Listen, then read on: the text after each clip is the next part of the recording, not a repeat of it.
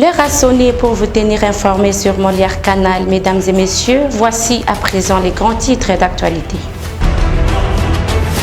Mesdames, Messieurs, au sommaire de cette grande édition du journal, les élèves finalistes de la 6e année secondaire ont été attendus ce lundi 26 juin 2023 à la passation de la session ordinaire de la 57e édition des examens d'État sur toute l'étendue de la République démocratique du Congo. Vous aurez les détails au cours de cette édition du journal et puis vous allez suivre également l'analyse de la classe sociopolitique au pays face au discours du chef de l'État congolais Félix Antoine Tshisekedi Tshilombo devant la population et les membres de l'église catholique en Mbuji-Mayi le dimanche 25 juin 2023. C'est tout pour les sommaires. À présent, voici votre journal.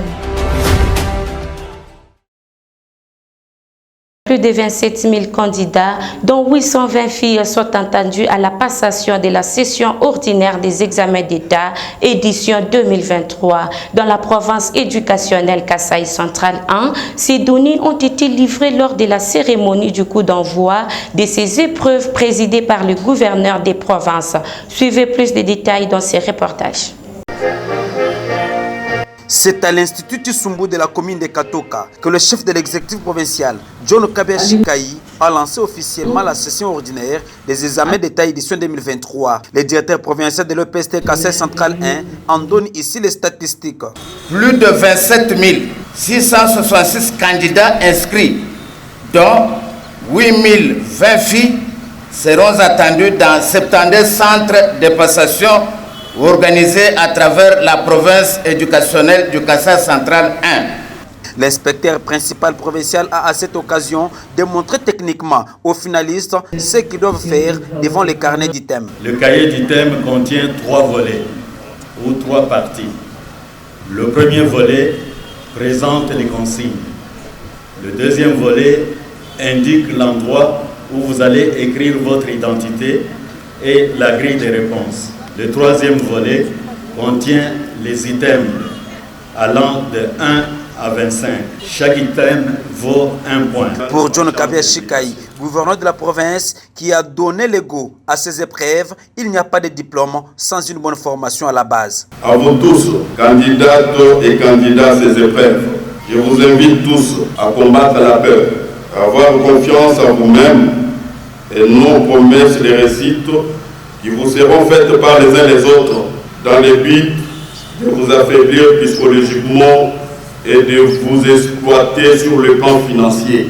Puis ces épreuves déterminer exactement les niveaux de connaissances des élèves finalistes. Après l'ouverture de la malle contenant ces épreuves, l'autorité provinciale a effectué une ronde dans 3 centres pour prodiguer des conseils aux finalistes et encourager les filles à poursuivre les études à tous les niveaux. J'ai toujours parlé, je n'encourage pas les mariages précoces. Il faut attendre le moment opportun pour embrasser le mariage. Vous m'avez compris? Voilà. Ce que je peux vous souhaiter, c'est bonne chance. Merci. Changeons de chapitre à présent. Les discours du président de la République, Félix Tshisekedi Tshilombo, devant la population et les membres de l'Église catholique dimanche 25 juin 2023 au stade Kashala Bonzola à Mbuji-Mayi est diversement commenté au sein de la classe politique congolaise. D'aucuns appuient les tons utilisés par les numéros 1 congolais face à ceux qui créent l'instabilité sécuritaire. Reportage. C'est dans un stade Kashala Bonzola à Mbuji-Mayi rempli comme un œuf que le président de la RDC s'est exprimé devant les membres de l'église catholique et la population locale. Félix Tshisekedi a employé un ton ferme sur le rôle de l'église catholique au pays et face à tous ceux qui cherchent à déstabiliser la nation sur le plan sécuritaire. Cette posture du président congolais est félicitée au sein de la classe politique congolaise. Le chef de l'État a très bien parlé en Mbuji-Mayi comme les garants des institutions. Il s'est rendu compte qu'il y a des choses qui ne vont pas et il a rappelé que démocrate il l'est et il le sera. Il rappelle la mission de l'Église catholique d'être au milieu des Congolais et non pas être pour telle catégorie de politiciens et être contre les autres. Donc l'Église catholique devait jouer son rôle pour voir là où ça marche. On dit que ça marche. Là où ça ne marche pas, on condamne. Pas condamner même là où ça marche. On dirait que l'Église a déjà un penchant. L'Église soutient une classe des politiciens ou des Congolais et l'Église est contre d'autres politiciens. Là, en tout cas, les chefs de l'État a bien agi pour rappeler la mission de l'Église catholique. D'autres encore jugent menaçant parfois le ton utilisé par le président congolais au moment de son allocution. J'estime que le chef de l'État est de bonne volonté, il est de bonne foi. Il ne faut pas le juger avec beaucoup plus de rigueur. Mais ce qu'il y a, c'est d'inviter les uns et les autres à prêter une très forte attention à la misère du peuple congolais, au discours de l'opposition, au discours de la société civile. La société civile que vous voyez là est une force qui aujourd'hui est représentée valablement par l'Église catholique, notamment l'Église protestante, qui semble gérer beaucoup de fidèles dans leurs églises respectives et lesquels fidèles passent de très mauvais moments en termes de crise à tous égards. Donc, on ne peut pas être chef et ne pas prêter oreille aux cris de la population. Signalons que Félix Tshisekedi a profité de son séjour dans les chefs-lieux du Kasaï oriental pour assister au 25e anniversaire au service de l'Église catholique commémoré par l'évêque Bernard Kassanda. Au total, 171 BRTC seront ouverts au public de 8h30 à 16h30 pour recevoir les candidates et candidats indépendants des partis ainsi que les groupements politiques ou leurs mandataires désirés de participer à la législature nationale de décembre 2023. C'était à l'occasion de la cérémonie relative à la convocation de l'électorat par le président de la CENI, Denis Kadima, le dimanche 25 juin 2023. Suivez la réaction d'un analyste politique dans ces reportages. Il a été présenté différentes innovations concernant le bureau de réception et traitement des candidatures pour la législative nationale de décembre 2023 en RDC. C'est le président de la CENI, Denis Kadima, qui l'a fait savoir le dimanche 25 juin à l'occasion de la cérémonie relative à la convocation de l'électorat au siège de cette institution d'appui à la démocratie dans la capitale Kinshasa. Sinon, toutes ces nouvelles initiatives au processus qui donnent aussi droit aux Congolais de la diaspora de participer au vote sont saluées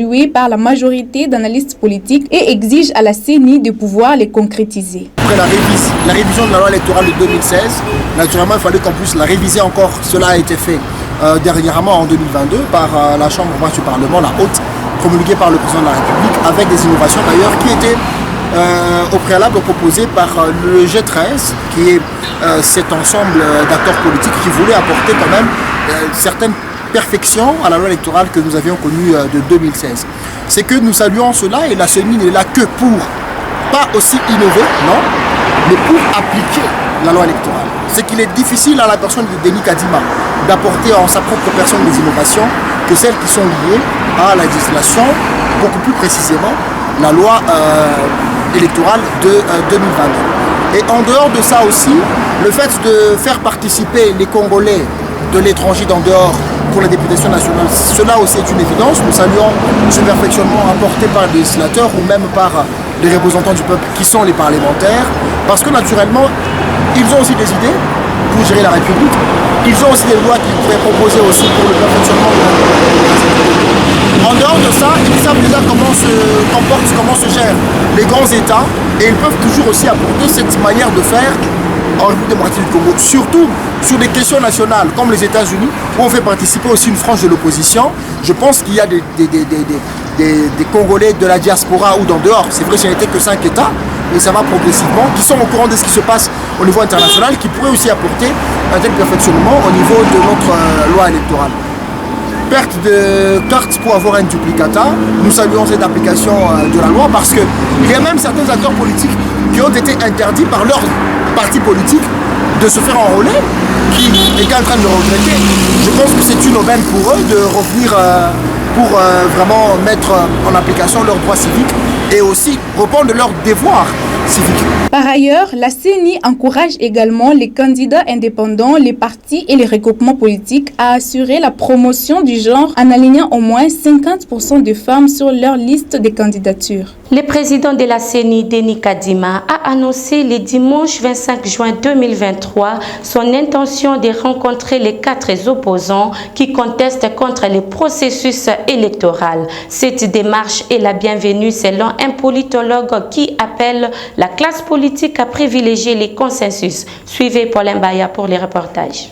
C'est au cours de la cérémonie de la convocation de l'électorat en République démocratique du Congo organisée au siège de la CENI à Kinshasa que Denis Kadima a démontré sa volonté d'approcher notamment les 4 leaders de l'opposition qui contestent encore le processus électoral tel qu'organisé par la Commission électorale nationale indépendante. L'annonce du président de la CENI est opportune, estime un politologue qui appelle par ailleurs l'opposition politique congolaise à privilégier le consensus. Effectivement, il faut signifier que c'est l'opération d'ailleurs que nous avons à notre niveau préféré avant même que la CENI n'entame quoi que ce soit. Il fallait d'abord entrer en contact, organiser des dialogues avec les différentes parties prenantes. Parce que, comme vous le savez très bien, la CENI n'est qu'un organe technique qui nous aide à gérer ces élections-là. Mais à ces élections, il y a beaucoup de parties prenantes. Entre autres, le gouvernement de la République, dans son rôle de financement et de la sécurité des opérations. Il y a aussi de l'autre côté la société civile, dans son rôle de sensibilisation et des électeurs ainsi que des candidats. Et l'éducation électorale, si il nous faut le dire ainsi. En dehors de ces acteurs-là, il y a aussi les acteurs politiques, les partis politiques qui soient du pouvoir ou encore de la majorité, qui veulent entrer en compétition pour pouvoir gagner les échéances électorales. Alors ici, qu'est-ce que la CENI doit faire? La CENI doit réunir toutes ces composantes pour crédibiliser son processus. Donc ici, il faut que nous ayons un processus qui regorge à son sein et le membre de l'opposition politique et le membre de la majorité au pouvoir. Alors le problème qui se pose ici, c'est le problème d'abord d'une certaine frange de l'opposition politique qui a estimé que l'audit du fichier électoral n'a pas été satisfaisant. Mais il faut signifier ici qu'il y a 2 cas. Le premier cas, c'est que d'abord, les gens doivent comprendre que auditer le fichier électoral n'est pas une exigence légale parce que la loi n'oblige pas à la CENI de faire auditer son fichier électoral. Non, non, la loi ne le fait pas. Mais ici, c'est que la loi et la CENI peut faire, la CENI peut essayer d'une manière ou d'une autre, de ramener ces gens à la raison et de les faire comprendre que si je me suis fait, ou encore si j'ai fait auditer mon fichier électoral, c'est pour que, ou encore c'était dans le sens d'amener plus de la transparence, de faire comprendre aux gens que nous militons pour la transparence. C'est ça l'idéal, c'est ça le souci même en se faisant auditer. Mais sur le plan légal, la loi n'oblige pas à la CENI de se faire auditer, à moins que dans les échéances à venir, que ça soit légalisé. Mais pour l'instant, c'est le souci de la CENI de se faire auditer pour pouvoir amener plus de la transparence dans son processus ou encore dans les processus électoraux. Alors les opposants doivent comprendre ici que ce n'est pas une exigence légale. Pour rappel, cette annonce du numéro 1 de la centrale électorale de rencontrer les 4 leaders est intervenue au moment où l'opposition est en train de contester toujours la fiabilité du fichier électoral de la CENI déjà audité. Votre journal se poursuit, mesdames et messieurs. Encore une fois, l'opération d'identification et d'enrôlement des électeurs prévue ce lundi 26 juin 2023 dans les territoires de Kwamouth en province de Maïndombe a été renvoyée à une date ultérieure. D'après le président de la CENI, Denis Kadima, son institution doit encore une fois de plus se concerter avec les autorités compétentes au sujet de la situation sécuritaire dans cette partie du pays. Commentaire Manuela Kabamba. À l'occasion de la convocation le dimanche 25 juin 2023 à Kinshasa de l'électorat pour la législative nationale, le président de la CENI renvoie à une date ultérieure l'enrôlement des électeurs à Kwamouth dans la province de Maïndombe en attendant la tenue d'ultime consultation des autorités compétentes concernant la situation sécuritaire dans cette partie du pays. Il importe de signaler que l'inscription et identification des électeurs n'était pas organisée suite à l'insécurité grandissante née à la suite du conflit entre le Teke et Yaka dans cette partie du territoire national et sous occupation de rébellion du M23. Économie dans cette édition du journal, mesdames et messieurs, il faut diversifier l'économie afin de s'attendre à une stabilité des taux d'échange sur les marchés. Réponse du vice-premier ministre et ministre de l'économie nationale Vital Kamerhe au cours d'un point de presse animé le week-end dernier à Kinshasa. Que faire pour diversifier l'économie? Tentative de réponse avec un expert des questions économiques approché à ce sujet dans ses propos recueillis par Gérard et Gisèle Kabong. Nous connaissons une très grande dépréciation par rapport à notre monnaie. En 1998, quand Mosé Kabila entrait, $1 revenait à 1,36 francs congolais. Voyez-vous, de 98 à ces jours, nous sommes maintenant à 2000, $1 qui revient maintenant à 2300, 2400. Donc c'est très grave. Donc, la monnaie doit avoir ses propriétaires. Parmi les propriétaires de la monnaie, nous avons la liquidation, il y a la stabilité de la monnaie, il y a la conversabilité de la monnaie, il y a la souveraineté de la monnaie. Vous voyez, ces propriétés ne sont même pas remplies parce que notre économie est extravertie, tournée vers l'extérieur. C'est ça même la cause. Jamais nous allons, avec l'allure des choses, la mondialisation, arriver maintenant à $1 qui va revenir à $1. Un franc congolais à $1, c'est loin de là. Donc l'effort que la banque est en train de fournir, c'est juste chercher l'équilibre. On ne peut pas parler ici chez nous de la stabilité de notre monnaie. La stabilité est relative, vous comprenez? Jamais on peut parler d'une stabilité objective chez nous. Nous parlerons justement de l'équilibre que nous cherchons. Voyez-vous, ça dépend de la production. La monnaie, il faut produire. Il faut produire. La production, la croissance économique doit être là. Il faut des couvertures pour rendre la monnaie un peu stable. Donc il y a beaucoup de conditions. Ce qui fait défaut, c'est l'économie extravertie. Notre balance des paiements est déséquilibrée. On a plus d'importations que d'exportations. Ça, ce n'est pas une bonne économie. Dans une bonne économie, on a plus d'exportations. Il faut qu'on soit à même d'exporter. Vous comprenez? Alors, localement, c'est la raison qu'a donné le ministre de l'économie. Il faut diversifier les centres de production, il faut diversifier nos marchés localement. Et c'est quoi quand il dit ça? Nous nous cantonnons seulement de nos minéraux. L'agriculture est là, c'est la clé de tout développement partout au monde. Pour qu'on évite la dépendance extérieure, notamment même aux produits de première nécessité, nous devons encourager les industries locales. Le taux d'exécution des travaux de programme de développement des 145 territoires préoccupe les députés provinciaux du Haut-Katanga. À ce jour, le taux d'exécution est évalué à 10%, ce qui a poussé l'Assemblée provinciale à pouvoir inviter les chefs d'antenne du BCECO ce lundi 26 juin 2023. Fort malheureusement, il n'a pas répondu à cette invitation. Les élus du peuple condamnent l'attitude du BCECO, mais également la mégestion du fonds alloués à ces travaux. Suivez-les dans ces propos recueillis pour vous par Gérard et Gisèle Kabongo. Nous avions une séance de travail avec le ministre provincial du plan, le chef de division des travaux publics et infrastructures. Cette séance de travail tournait autour du plan de développement local 145 territoires. Nous avons invité les chefs d'antenne de BCECO pour venir éclairer la lanterne des députés provinciaux. Il n'est jamais venu. Il avait promis que son directeur général il devait venir répondre à ses préoccupations. Il était dernièrement dans nos murs. Il n'a pas préféré répondre à l'invitation de l'honorable président de l'Assemblée provinciale. Donc nous estimons qu'il cache quelque chose. BCECO est en train de cacher quelque chose parce que nous venons des territoires. Il y a des plaintes de la population, de la société civile. Les travaux ne se font pas suivant les normes telles que prévues dans le plan. Nous n'allons pas croiser les bras.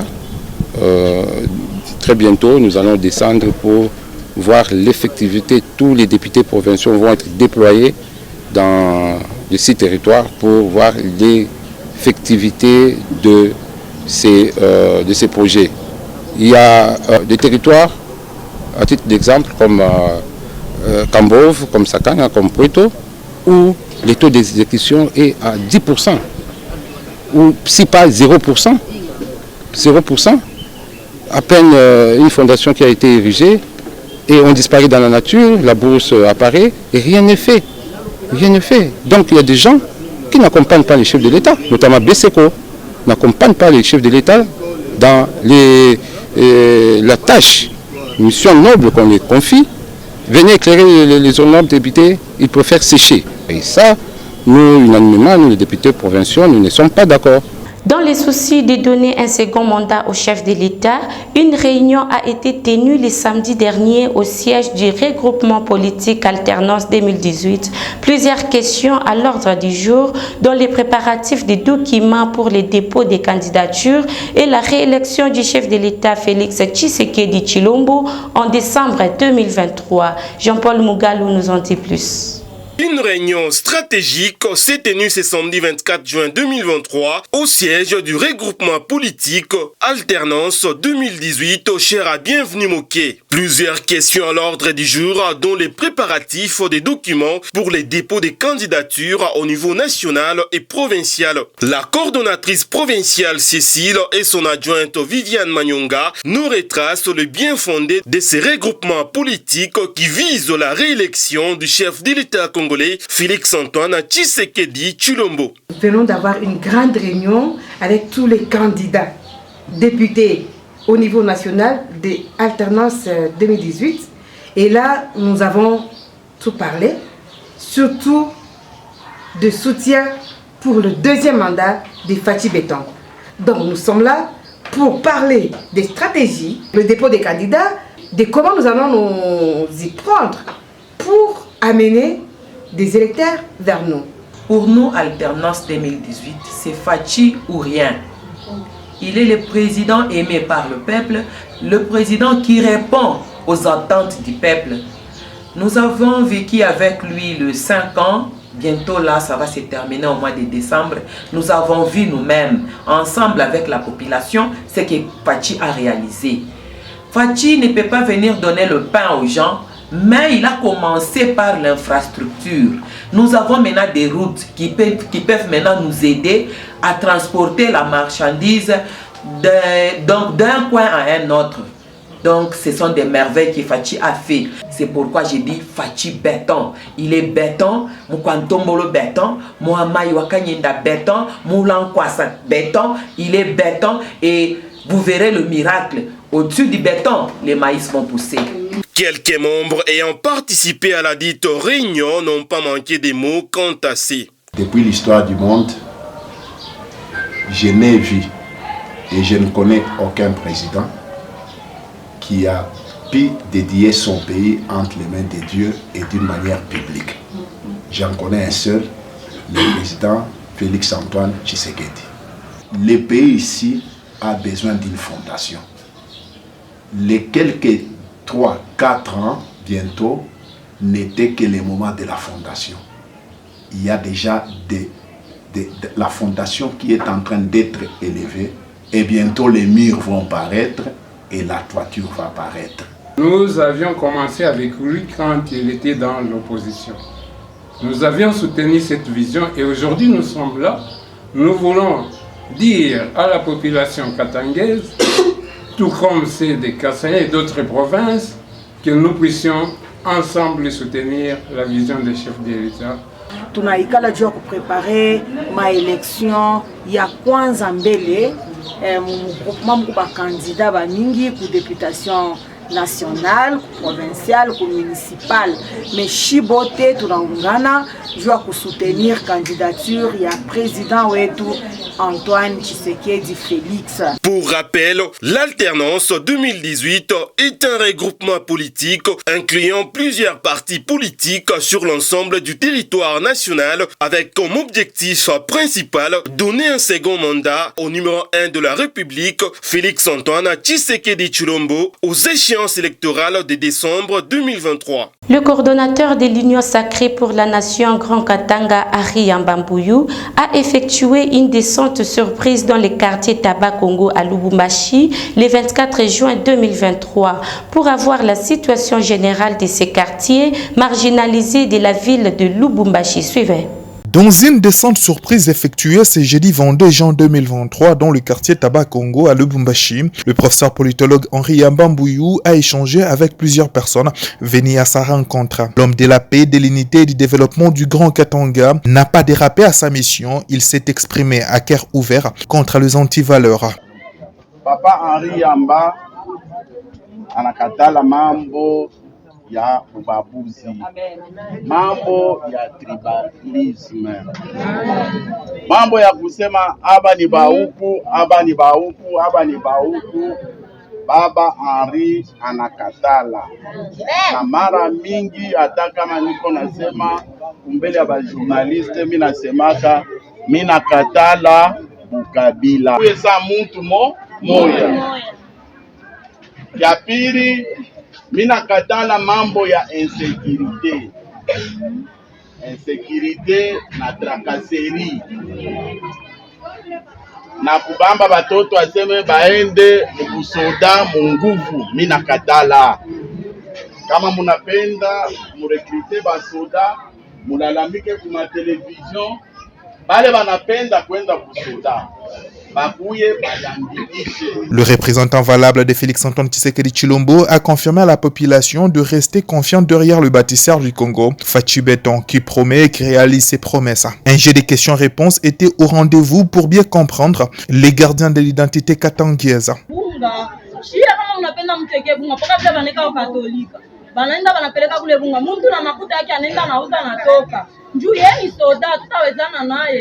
Tulibonesha kama le peuple d'abord mulisema kwa papa president bana tujiba tendo Kinshasa ndio alisema kabisa hapa basi nipigana fimbo hapa juu ya bunga na kumukulu nipiga fimbo juu ya bunga mafuta yangu shepote pamoja mwa mutatusaidia na shie ndio tupate nguvu tuone namna ya kutrouver ma solution. Les Baba wa Katanga promet plusieurs descentes dans plusieurs coins de l'espace Grand Katanga pour l'intérêt du Grand Katanga et des Fachi Beton, son candidat aux élections de décembre 2023. Page noire dans cette édition du journal sur Molière Canal, mesdames et messieurs, la dépouille mortelle du fait patriarche Sylvain Bondo Mwaba, père biologique de la bourgmestre de la commune de la Rouachi, a été mise en terre le samedi 24 juin 2023 au cimetière nécropole Rivière des Anges de Kasangiri. Suivez. Né un certain 17 août 1935 et décédé le 14 juin 2023 dans la ville de Lubumbashi à l'âge de 88 ans, le patriarche Sylvain Bondo Mwaba, père biologique de la bourgmestre de la commune de la Rouachi, Lucie Mujinga, a été inhumé le samedi 23 juin 2023 au cimetière nécropole Rivière des Anges de Kasangiri après une brève cérémonie des obsèques organisée en sa mémoire au complexe Kiwele où les corps étaient exposés pour lui rendre les derniers hommages en présence des membres de la famille, des officiels de la ville de Lubumbashi et des autres invités des marques. Tunayua bantu banakwaka na namna ya kulia kwa sababu imekuwa ni wakati wa mwisho wa kumsindikiza babangu. Ule nilikuwa naita the grand bauba. Hatuna na baba mwingine Mkatanga kama huyu ashina. Familia nzima Mkatanga inabakia haina baba. Baba uende salama. Sasa mimi natafuta kulia babangu muluga yangu Bondo Sylvain. Avant la levée du corps vers les cimetières, quelques témoignages sur le parcours des faits papa Sylvain Bondo Mwaba ont été donnés par ses anciens collaborateurs, amis et connaissances, ainsi que de ses propres enfants. Papa, en grandissant, je t'ai découvert déjà vieux, tout simplement parce que tu m'as eu dans la vieillesse, un peu comme je veux. Et avant que je n'aie atteint l'âge de la conscience, j'ai entendu plusieurs témoignages de toi que je ne peux énumérer maintenant. Bondo Mwaba Mabéji Sylvain. L'homme que nous pleurons aujourd'hui fut un grand-père génial, l'homme au grand cœur, sage et tendre envers ses petits-fils et filles. Il nous faisait oublier nos stress chaque fois que nous lui rendions visite dans son palais d'or. L'homme très accueillant et serviable. Ses conseils nous rendaient toujours souriants et joyeux. Nous regrettons beaucoup cette perte d'un grand-père qui savait nous mettre à l'aise. Nous l'aimions beaucoup, mais hélas, qui ferions-nous devant la volonté de Dieu? Bondo, notre Sylvano, grand baobab, tu as été pour nous une icône. Ton intelligence ainsi que ta sagesse dans la gestion nous manquerons. C'est au niveau du cimetière Rivière des Anges de Kassangiri que le maire de Lubumbashi, Martin Kazembe Choula, a déposé sa gerbe de fleurs devant les cercueils du regretté papa Sylvain Bondo Mwaba. Pour vous qui venez de nous prendre en cours de diffusion, voici les rappels des titres. Mesdames, Messieurs, au cours de cette édition du journal, vous avez suivi les élèves finalistes de la 6e année secondaire ont été attendus ce lundi 26 juin 2023 à la passation de la session ordinaire de la 57e édition des examens d'État sur toute l'étendue de la République démocratique du Congo. Et puis vous avez suivi également les discours du chef de l'État congolais Félix Antoine Tshisekedi Tshilombo devant la population et les membres de l'Église catholique en Mbuji-Mayi le dimanche 25 juin 2023. Ces discours est analysé différemment par la classe sociopolitique au pays. Voici de quelle belle manière que prend fin cette édition du journal sur Molière Canal. Merci à vous de l'avoir suivi. Au revoir. Bye bye.